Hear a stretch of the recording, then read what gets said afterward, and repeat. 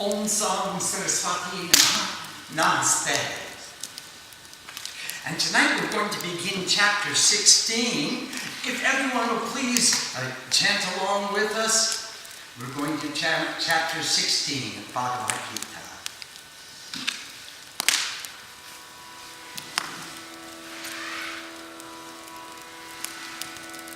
Om Bhu Shvaha, Om Bhuvat Swaha, Om Swaha Swaha, Om Bhurvuvah Swaha Swaha, Sri Bhagavad Vacha Swaha, Abhayam Sattva Samshutir, Gyani Yogya Vyapastiti, Dhanam Dhamascha Yakishcha, Swadhyastaka Arjavam Swaha, Ahimsa Satyama Prodas, Tyagat Santira Praishulam, Prayabhuteshva Luklutam, Madhavam Rika Chapulam Swaha, Tejahat Shamat Kritik Socham, Adroho Yannati Manitam, Bhavanti Sampadam Devim, Avijat Asya Bharata Swaha,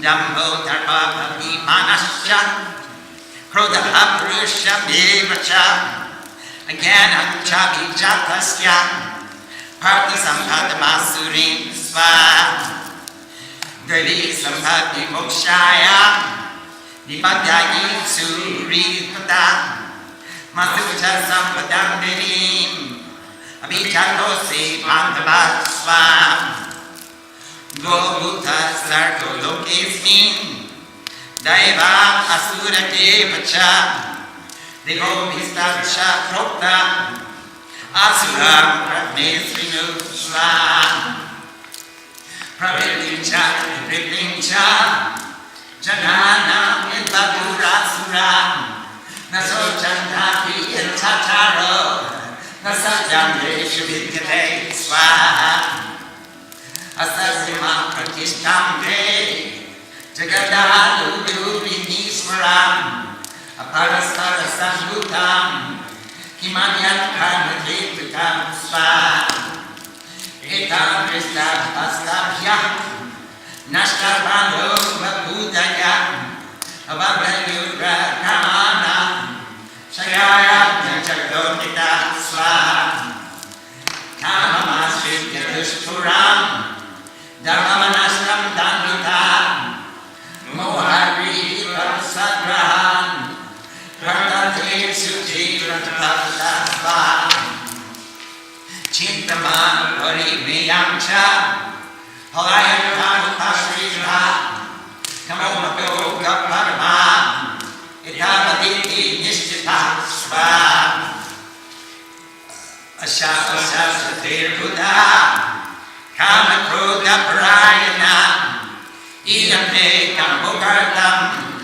Anyani Yatartha Sanchayan Swaha, Idamanya Vyadabdam, Imam Pratsye Brahmadoratam, Idamasti Dhamatine, Parishani Purnandanam Swaha, Asomaya Katashakur, Anishe Chapranapi, Ishwaroham Bodhi, Siddhoham Alavansaji Swaha, Arjo Inti Janpamasti, Konosti Sadishomaya, Yakshe Dashyami Modishya, Idyanam Vimogita Swaha, Aneka Chitta Vibranta, Mohatara Samabrita, Prasakta Kamamogeshu, Padati Janameshu Chau Swaha, Atma Sambhavita Sabda, Dharmana Budambita, Dejante Manajeke Se, Tamirami Dipurvakam Swaha, Ahamkara Palandatam, Kamam Prodakta Sanskrita,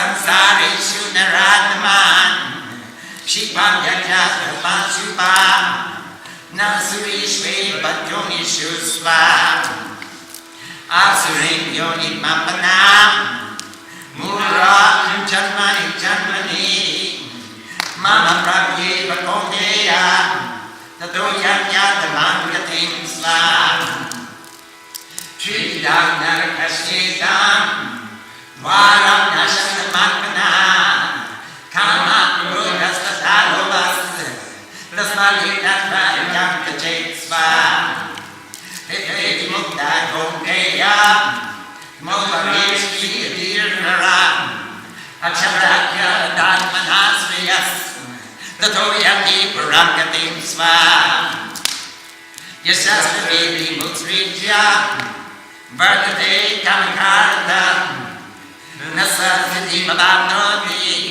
Nasasam anuragatim svam Tasmat shastram pramanamne Karya karya namaskito Yatva shastram vidanoktam Kamakartu bhimarkasi svam Iti Srimad Bhagavad Gita Sushorashanyaya Swa Om Bhu Shwa Om Bhuva Shwa Om Swa Swa Om Bhur Bhuva Swa Swa.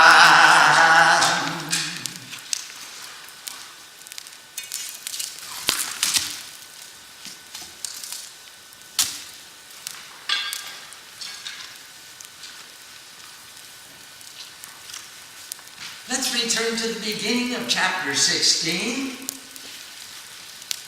And the respected Supreme Divinity said, having no fear, being pure and true, being established in wisdom and union, being a giver, having self-control, performing sacred fire ceremonies, study of the scriptures, purifying austerities, the purification of knowledge, causing harm to none, truthful, without anger, renunciation, peacefulness, without deceit, compassionate to all beings, without desire, gentle, modest, without fickleness, light, and that means not heavy. It means light, levity, joyful, and it means also full of light, full of wisdom, and full of inspiration. Patience, constancy, and that means also consistency. Not only that you constantly apply this knowledge and constantly live in this bhav, but consistently. Purity, no enmity, absence of pride, belong to those who are born to divine qualities, O descendant of the light of wisdom, Arjuna. And this is the description of people who are endowed with divine qualities, who have the divine attitude. We know we have Pashu, Virya, and Divya Bhav. And the Pashu are just responding from the lower chakras and thinking about their selfish nature. The Virya is a hero striving to raise his or her own self up. And Divya Bhav is divine and having no fear, being pure and true, being established in wisdom and union, being a giver, having self-control, performing sacred fire ceremonies, study of the scriptures, purifying austerities, the purification of knowledge, causing harm to none, truthful, without anger, renunciation, peacefulness, without deceit, koikaptine, compassionate to all beings, without desire, gentle, modest, without fickleness, a charmer. It is controlled, wandering to and fro, want of resolution, all have been grabbed by the Divine Mother and put in the proper place. Light, patience, constancy, purity, no enmity, absence of pride belong to those who are born to divine qualities, O descendant of the light of wisdom, Arjuna. Sounds a lot like the Devi Mandir family. Namaste. Hypocrisy, arrogance, self-conceit, anger, irritation, and even ignorance are the characteristics which belong to those born of the qualities of the forces of division. The Asuras have those characteristics, and the Devas have these characteristics. Divine qualities are for liberation. The qualities of the forces of division are for bondage. Do not sorrow, son of she who excels, Arjuna, for you are born with divine qualities. The clarity of pure devotion is always exemplifying divine qualities. He or she manifests pure devotion in every circumstance, and that is their divinity. There are two kinds of beings in this world: the forces of divinity and the forces of division. Take a choice. Which army do you want to join? Indra wants you.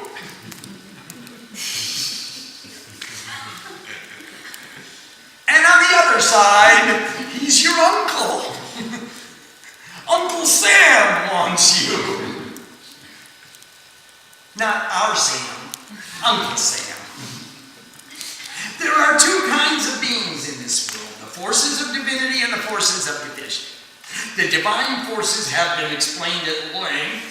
Hear from me about the forces of division, about the rest of us. Men of the forces of division do not know actions of evolution and involution, neither purity nor good behavior nor truth. They're just stuck in their selfish selves and thinking about their selfishness. They can't discriminate what is appropriate and what is not. They say the world is born from mutual union for the purpose of satisfying desires. There is no God, no truth, no morality. I remember Machiavelli said that morality is strength. Established in this view, these impure souls of little intellect become enemies of the world, performing fierce actions for destruction. It is so easy to destroy, and with such patience, planning, perseverance, dedication does it take to build. The Asuras seek to destroy where the Devas seek to build. Maintaining insatiable desires, full of hypocrisy, pride, and arrogance, accepting untruth and evil because of ignorance, they work with impure motives. Having immeasurable concerns which only end in dissolution, they take refuge in the enjoyment of desires as the highest and feel sure that is all. If I enjoy, I want, and I'm to be envied by everyone because I am the enjoyer and I'm the winner. Bound by a net of hundreds of hopes, pursuing desire and anger, they strive for enjoyment of the objects of desire and by any inappropriate means to obtain their objectives. The ends justify the means. Today, this has been gained by me. That desire will be mine in the future. Again, this wealth will belong to me. That enemy has been slain by me, and I shall slay others in the future. I am a Lord, the enjoyer, perfect, powerful, and happy. That's what the great ego is constantly proclaiming. Look at me. I am victorious. I am wealthy and have a good birth. Who else is equal to me? I will perform religious sacrifices. I will be a giver. I will rejoice.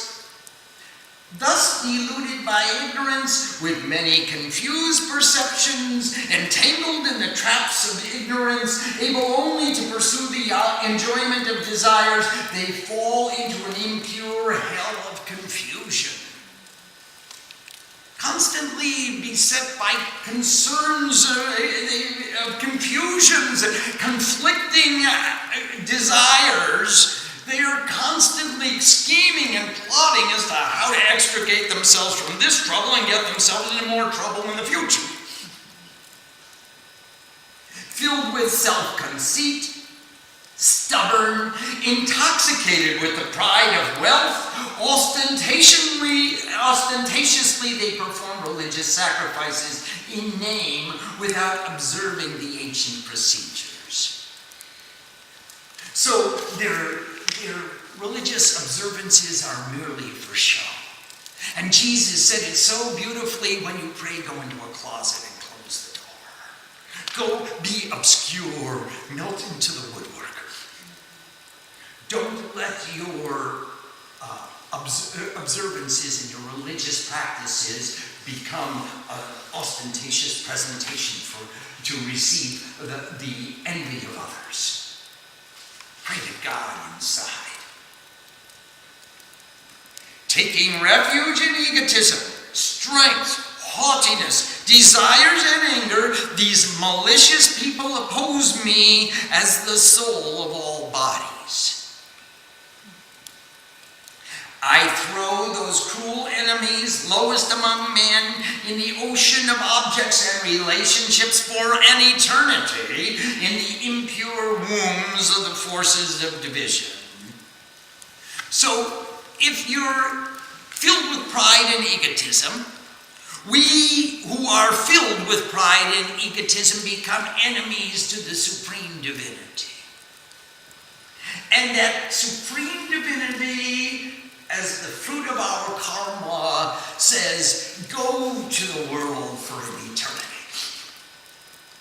Go into the world of objects and relationships and into the whirlpool of creation and watch it spin.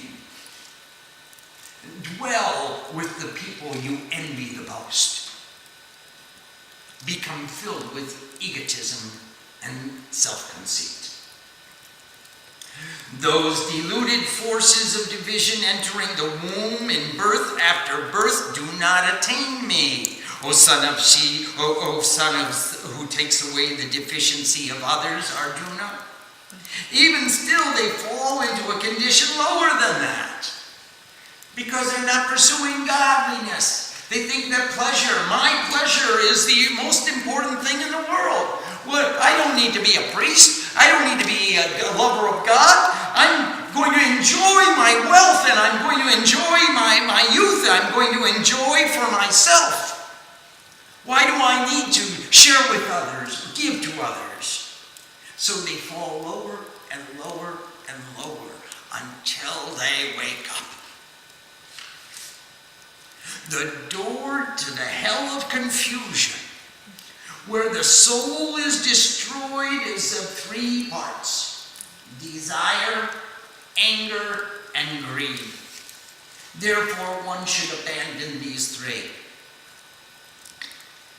The man who is liberated from these three doors to darkness, O son of who takes away the deficiency of others, Arjuna, practices what is good for his own soul and goes to the supreme goal.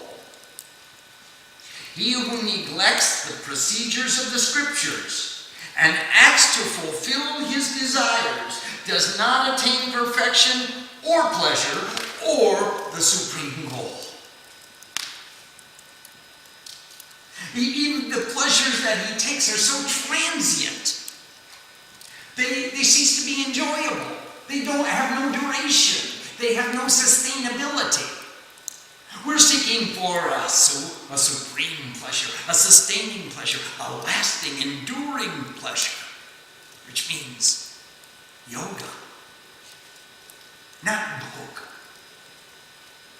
Therefore, let the scriptures be your proof in determining the good effects and bad effects from actions. And knowing what is said in the scriptures, you should perform action here. We have criteria, we have a guide. It's a book that says, this is the way to live your life. I'm telling you the qualities of divinity as well as the qualities of division. I'm telling you about the beings of unity as well as the beings who are dividing this world and trying to destroy the goodness that is built up. I'm telling you the qualities of people who build bridges and people who destroy them. And this is the guide by which we can have proof in determining what is the good effect and what is the bad effect from our karma. And knowing what the scriptures say, we make a choice. We can't say, well, I didn't know. We know. And once we study the scriptures, we really know. It's just a question of making a decision about our lives. Do we want to live with the forces of division, or do we want to live with the forces of divinity? Namaste. Do we have any questions? Yes, go Tom. This is pretty obvious in the sense that it probably is something that we have to go through if we're under the forces of division, or a mix thereof of desire towards God and desire for desires. But it says here in verse 21, where the soul is destroyed, the eternal soul is never destroyed, but the material soul that's immersed in the desires and these three things of desire, anger, and greed will always be tossed around. Is that what it means? Yes, it does. It is a poetic destruction, because the purity and goodness and clarity of that soul, which is eternal, is so encumbered by desire, anger, and greed that the purity has no mode of expression, no chance to express itself. Only greed comes up and it gives us another desire, and then we get angry because we can't fulfill that desire, and back and forth all the way around, where we keep spinning in this whirlpool of karma. Are there other questions? Please, Srini. Swamiji, in verse 23, Lord Krishna talks about the supreme goal, and he talks about this in other chapters too. Yes. Of being united with him by various means. Yes. You also talked about us, that it's desirable to have material or tangible goals Yes. that we can measure. For example, expanding one's asana or serving the Guru. What is the connection between these tangible goals and the supreme goal? Is there a way between these two things? Yes. The tangible goals are the attributes of our spiritual discipline. And the greater we increase our spiritual discipline, the closer we come to the supreme goal, which cannot be defined because it is known as neti neti. It is not this and it's not that. So we don't want to try to define the supreme goal. We want to realize the supreme goal. But by practicing the spiritual discipline of the pure goals, the appendages of our sadhana, then we come into this realization of the supreme goal. And that's the connection between the two. Why you can't say, well, I'm just going to go for the supreme goal, leave the little goals behind. Because the little goals are the path to attainment of the supreme goal, which has no definition. So if you want to close your eyes and think of nothing, please, everybody right now, close your eyes and think of nothing. And every time you think of nothing, something's going to come and say, that's not nothing. There's something there. Even put a zero there. That's a symbol for nothing. Actually, it's not. A zero is a symbol which we've all come to agree means the absence of something. It is not nothing. It's the symbol for the absence of something. So when you say, I'm going to leave all the little goals and only strive for the supreme goal, we're saying, I have no definition for my supreme goal, and there's nothing I can think of, nothing I can picture, nothing I can do to get there. How is it your goal? Choose the small goals and in incremental steps, the things that we can do, and the supreme goal will come to us. She is compassionate to her children. Krishna will come to the clarity of pure devotion and show himself. So this is the relationship between the little goals and the larger. Are there other questions? Swamiji, Michael from Colorado has a question. Namaste, Michael. Namaste, Karen. Could you please comment on the blessing received from worshipping Lord Krishna? Thank you. We become the clarity of pure devotion, Michael. Kri means to do, and Ish means to see, and the perceiver of all action is Krishna. And we become the devotees who become the tools in the hands of the perceiver of all action. Everything that we do, Michael, becomes an expression of the clarity of pure devotion in the hands of the perceiver of all action. And that's the fruit of worshiping Krishna. We become so filled with devotion that every action that we perform is an expression of our loving devotion towards the supreme doer of all.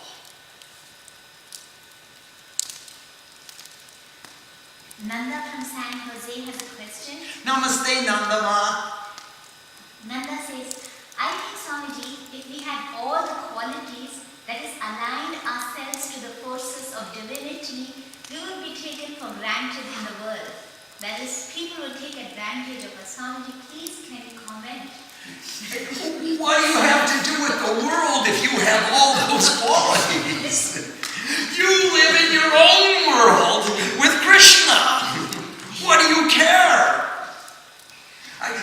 We're not seeking status in the eyes of human beings who have these other qualities of hypocrisy, arrogance, self-conceit, anger, irritation, and even ignorance.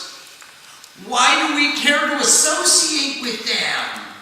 We only put forth our goodness. Do you know a guru is like a tree? And sometimes people come to the tree and they want the fruits. And sometimes they come to the tree and they pick the flowers. And sometimes they want the leaves. And sometimes they want the branches. And sometimes they just want to sit in the shade of the tree and take shelter. And the tree just stands there and says, take what you want. He is the perfect symbol for a true guru. Because the guru says, I have so many branches that I can give to you. Take this fruit or take this fruit. Take this leaf or that one. Take this knowledge or take that knowledge. It will make you pure and it will make you efficient, and you can come and become a tree with me. Come and plant yourself in my forest. Usha from Canada has a question. Namaste, Usha. Are the divisive forces not the same as the action of Maya? So in a way they keep creation and duality going. So, are they also divine and serve a purpose? Even though, Swamiji, we must align ourselves to forces of divinity. Thank you for your wisdom. Oh, Usha, the shloka from the Rig Veda says, Dharma adharma habir ditva atmana manase shrutcha aham eva aham man juhomi swaha. Dharma and adharma, the devas and the asuras, the forces of union and the forces of division, habir ditva, are both the offerings to the divine fire. Aham eva, aham man, it is me. In reality, it is only me, offering to myself. And therefore, I am making this offering swaha. And Usha, yes, without the duality, without the division, there can't be duality, and without the duality, there can't be manifestation. And so the Asuras are definitely necessary to the manifestation of existence. However, once we recognize that, they cease to be Asuras to us because we have no enmity. We are freed from confrontation. We have no confusion, so we have clarity of purpose and renunciation. And therefore, these Asuras are not threatening to us. They're doing their play in the Leela of God as we are perceiving the entirety, we are witnessing, perceiving the entirety of the play, the entire drama. Now that does not mean that we can acquiesce in every circumstance. Arjuna is called upon to confront the enemies. He's called upon to fight the untruth, but he's doing it not from selfish interest. He's standing up for truth because that is his duty as a being of light, as a person of clear and pure devotion. We have a duty to speak out against untruth as much as we have a duty to uphold the truth. So, in answer to your question, yes, the Asuras are necessary to manifestation, but they cease to be Asuras to those who see. They become people who are doing their actions, and they may be wrong actions, but why will we judge them? We will only use the scriptures to judge our action and our response to their stimulus. Wendy from New Jersey has a question. Namaste, Wendy Ma, and namaste, Sam. Swamiji, can you please speak a little about all the different names of Arjuna? Can we get a deeper understanding of a particular shloka based on the name he's called? And Wendy says in your glossary, or in the back of the book, yes, one of the names is Makara, which yes, translates to shark. What does this name mean, Swamiji? Thank you. First of all, Wendy, there are so many, in the glossary at the back of the book, there are so many epithets that we are calling each of the individuals in our cast of characters. And their names, you can see on page 272 and 73, and it goes on for a couple more pages. They are the essence of respect to which we would call our guru or our God, or even a guru would call his disciple. You are his mother's name was who takes away the deficiency of others. Look at the names of Arjuna. Let's just go through quickly. The conqueror of wealth, Dhananjay. What is, actually this was another class at the end of the book, but you brought me here now. So Dhananjay is the conqueror of wealth, and which wealth does he conquer? He's the clarity of pure devotion. Which wealth is he interested in? Certainly the wealth that we call Shrim. Sha means Shanti, Ra means the mind, E means the heart, and Anuswar means perfect. The perfection of peace in the mind and the heart is the true wealth that Dhananjay Arjuna has conquered. Here we have who has conquered sleep, Gujakesh. He doesn't need, he's always awake, he's always attentive, he's always illuminated. He never goes into sloth or lethargy. He's always present. We have other names for Arjuna, the delight of action. Obviously, every action is an expression of his delight. What a privilege it is for me to demonstrate the sincerity of my devotion by performing this action. Let's look here. Son of she who excels, Parth. Her name was Pritva.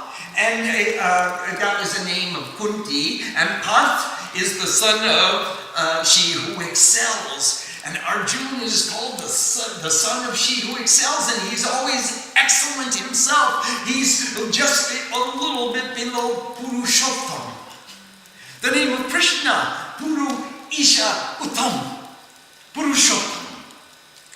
We have another name who can shoot with either hand. He can do every activity. He performs all action with equal grace, with sufficient ease. Look at some of the names of Krishna, the imperishable, the respected Supreme Lord. That's what we've used as Bhagavan. Who is one pointed light, Govinda, who is the Bindu of the goal. He's not the one-pointed cow here. He's the one-pointed light. Ruler of the senses, Rishikesh. Remover of duality, Hori. Who is worshipped by the people, at least this assembly. The Keshava, the embodiment of the functions of creation, preservation, and transformation. Ka, E, Sha. Cause, creation. E is the preservation, and Sha, Isha is Shiva as the destroyer, God of transformation. So Kesh means hair. The one of beautiful hair is also the embodiment of the functions of creation, preservation, and transformation. Here, whose sweetness is intoxicating, Madhu. The slayer of too much, remember in the Chandi, Madhu and Koitava. He slays as too much. The excellent, perfect consciousness. He who pervades the universe. And the Lord of the universe and the Lord of union, these are names that we're calling our God. And the shark, Makara, was the emblem of one of the, let's see who had the Makara. Swamiji, it's in the Vinayog, Swamiji. In the Vinayog. Verse 5, Swamiji. Thank you very much. Ashwatthama. Ashwatthama had the Makara? Is that true? Ashwatthama and Vikarna, Swamiji. Can you tell me what Page 22 in the old edition. and what's the shloka? Bhishma, Drona, Tata, Jay, Data. Acha.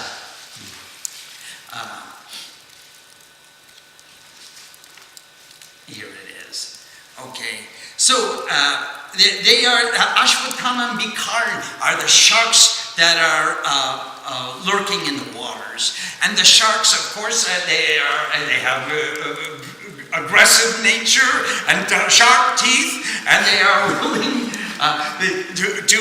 to attack, ready to attack. So the sharks are those who are in the army of the ego, the army of the warrior of evil, the supporter of evil.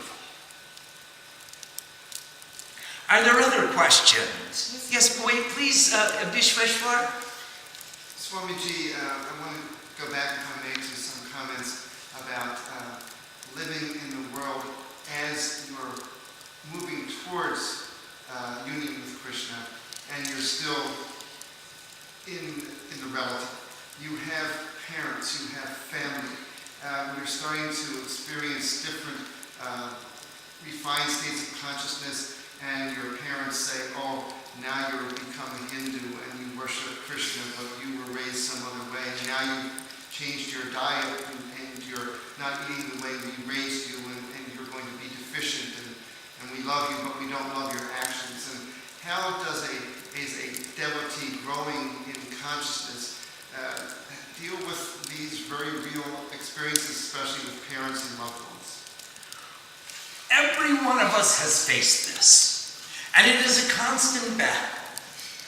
However, if we are diligent and we can demonstrate the benefits that come from our adopting a new philosophy of life, a new way of life, a new attitude towards life, if our families see that we come to them and don't hide from them, but we come to them openly, lovingly, generously, kind, and contribute to the family and work with them and sing with them and bring joy and bring blessings and bring stories, then they will, after some time, it does take time, they will accept. But obviously, if we hide and cower and say, and become defensive and try to explain, there's no need for that. We don't have to adopt an in-your-face attitude.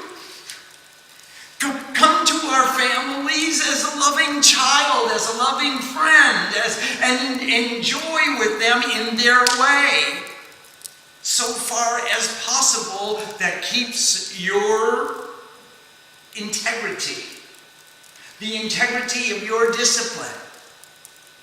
And then you can excuse yourself for not giving up the integrity of your discipline, because they wouldn't want you to be hypocritical to what you believe. You wouldn't want that from your children.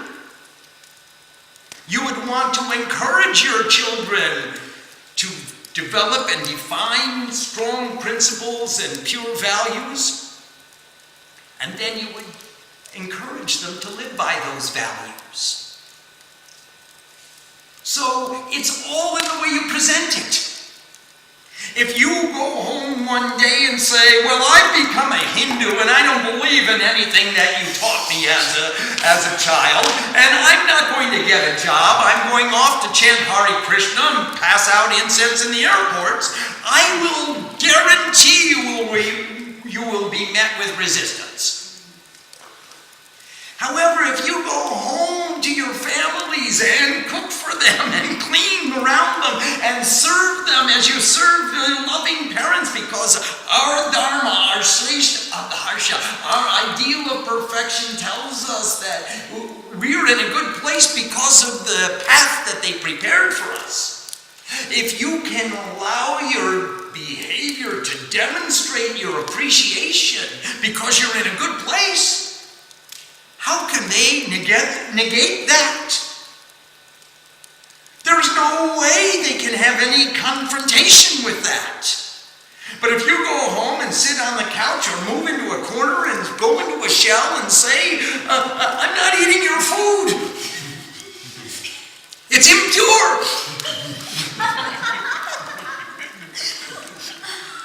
It's defiled.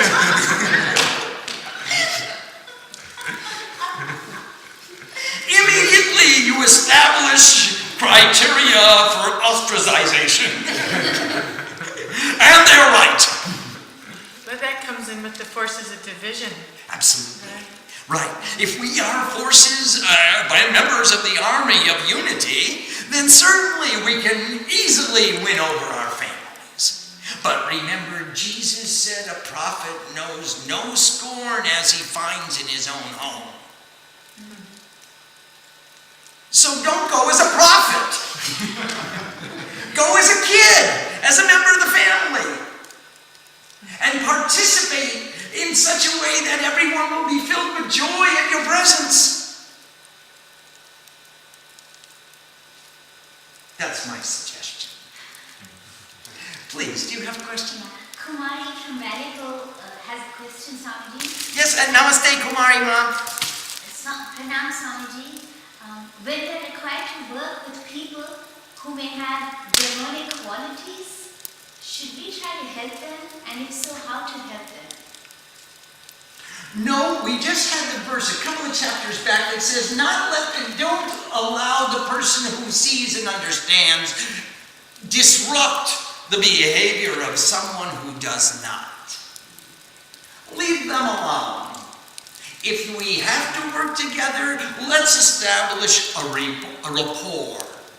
Let's find out where we can work together and what is the nature of our communication and what is the most efficient way to accomplish our objective, and let them be in their own attitude and don't let them dissuade us from remaining in our own attitude. I give you as much latitude to maintain your attitude as I require from you to respect me to maintain my own. So if you want to be on a bummer, I'm not going to stop you. Let's get the work over with so you can go back to your cubicle and be on as much of a bummer as you like to be. But don't dissuade me from being on the good trip that I'm having. I think that would be the most efficient way to handle the situation, Kumari Ma. Usha from Canada had asked, Swamiji, after Neti Neti comes Iti Iti. And does that not include both forces? It does. And that's where we come to the realization it's all divine. Every action, whether right or wrong, it brought me to this realization. It brought me to this understanding. It brought me to this bhav that I'm sharing with you tonight. Every action. How can I condemn any action that I perform or that others are performing in the pursuit of their ideal of perfection? And that is the quality, the realization of iti iti. But it comes after neti neti. So now we go step by step to reach that realization, that prakash, that illumination, that understanding where we go so deep that when we come out, it is iti iti. And everything radiates divinity. Even the forces of division, and especially the forces of union. Because remember, a few chapters back, we saw that Krishna loves us all, but some of us love Krishna more than others. And those of us who love Krishna, he just picks us up in his arms and holds us close. He brings us closer and closer. Gary from Pinole has a question. Hi, Gary. Namaste. Bhagavan says that we are all dear to him. Yes. So why does he make delusion so strong? That even when we know what is right through scripture and saintly example, we still find it difficult to overcome anger, greed, desire, and ignorance, mistaking the unreal for the real. Everything that has a value that is worthwhile is difficult of attainment. The greater the value, the more difficult it is to attain. And the more rare it is. And those who overcome this maya of anger and desire and ignorance and greed, they are very, very special souls who are striving exclusively for this attainment. So that's because it is so valuable, it is so worthwhile, that it is so difficult of attainment. And really, it isn't God that made the delusion so strong. It's we who nurtured the ego and made the ego so strong that we can rationalize any behavior that brings us success. even when we know it isn't true. And if we choose God and we choose divinity, then all that rationalization falls on deaf ears, and we do the right thing. Dilip from Florida has a question. Namaste, Dilip. Every soul chooses a place or home to take birth so that it can fulfill its karma. Many times in life, one is drifted away due to bad sangha or circumstances. What happens to that soul? You'll drift until you find a new influence, which pushes you back. And then you'll drift the other way. So you're going to become like the people that you associate with. And knowing this, choose wisely.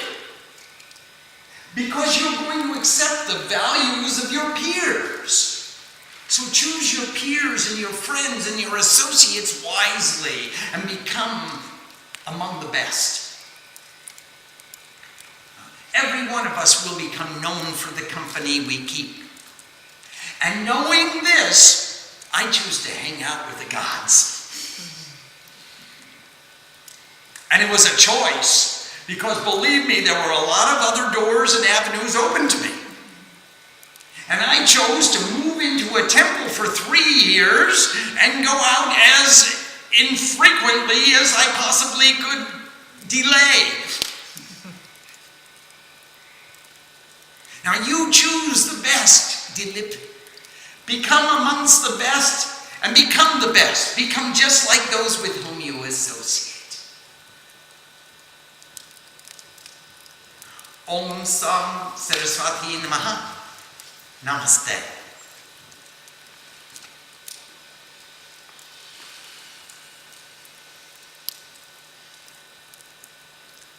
Are there any other questions? Well, thank you everybody for joining us. We sure appreciate being able to associate with the wisest and the best. Namaste. Namaste. Is that a question? Oh my goodness. I thought we were off duty. Go on. I can ask it tomorrow. Swami. No, that's okay. Swamiji, one of the qualities or actions among the 26 Yes. is the performance of sacred fire ceremonies. Yes. I'm 26. There are 26 qualities. Oh yes. Now, if you think about it, there are 6 billion people on this planet. Swami, Yes. And 1 billion are Hindus. Yes. And a very, very small fraction of them are even cognizant of the notion of the sacred fire ceremony. Yes. Doesn't that make the scripture somewhat, I don't know what the word is, very few people can apply the scripture, at least this quality in their lives. Makes it a little bit narrow, this scripture. No. It makes it incumbent upon those of us who do understand to do it more vigorously and more attentively and with greater enthusiasm and inspire others to be able to, and empower others to be able to do it themselves. It becomes incumbent upon those of us who understand, who have read the scripture and and have seen the fire ceremony. It makes it incumbent upon us to share that love and to share that attitude, to share that possibility with others. And that's what we're doing. And thank you for tuning in from all around the world. We have viewers from 29 countries this week. Thank you very, very much for coming and joining us. Namaste.